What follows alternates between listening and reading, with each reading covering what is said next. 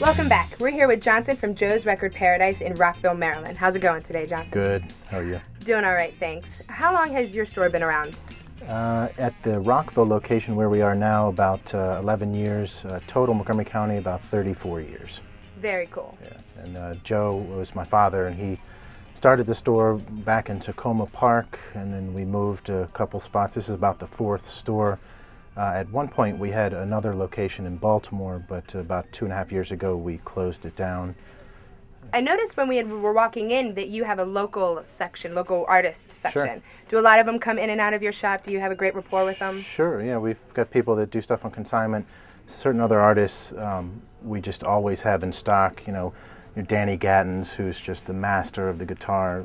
A lot of people don't even know about him, but he was a local hero.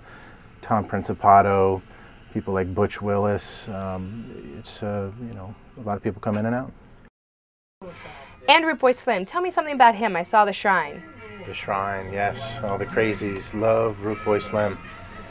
His name was Foster McKenzie III, and basically he was brilliant. He got a 1600 on his SATs, and as genius goes, it borderlines insanity. And I guess one thing led to another, and he just pushed himself over the edge. The local people love him.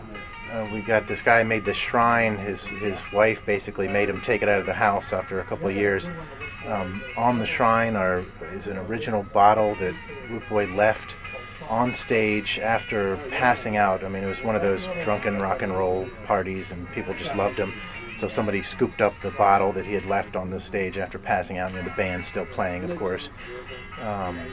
It's a funny story, actually. He came into the original record store, Tacoma Park, back in the late 70s, and Joe had rented the back part of the record store to a local label, and he was coming in with a demo tape to get it tested out and hopefully get on the label, and he was rejected. So as he's walking out, Joe's like, well, here, I'll listen to it, let's check it out.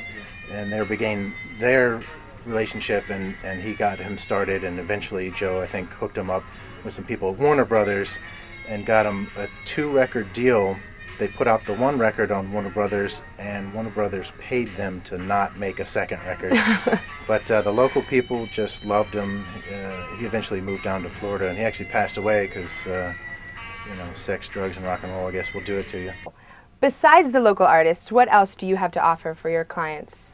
Well, we try to make this a one-stop shop. You know, if you want to come in and buy some rock and roll, some soul and R&B, doo-wop, reggae, hip-hop, dance music, 12 inches, rare stuff, oddities, 7-inch singles, anything that's fun, you know, strange soundtracks and musicals. We've got an oddball section. We've got you know, that has things, a record. If you want to teach a parrot how to talk, it has a loop, and it just keeps going and going and going with the same word over and over. You put it on, you leave the house, but when you come back, the parrot will know the words, you know, from the record. And just oddballs and lots of different things. We've got a various hypocrites section, you know, for political records and televangelists and stuff like that. So explain to me the process of buying and selling music here. Sure, it's pretty easy. Most people come in just off the street. A lot of times they'll call beforehand to make sure that someone is here to help them. I'm here most days. But they just bring it in off the street, CDs, vinyl, 7-inch singles, and we'll take a look, and anything we think we can resell, we'll just make an offer on. Sometimes people leave stuff behind, you know, you have to lug it around, they just don't want it in their house, taking up space, you know, if it's been there for a long time. And we just try and use everything we can. Things that we cannot use, I've been trying to recycle. Actually, send it up to this place in Pennsylvania, and they chip it down and turn it into vinyl fencing.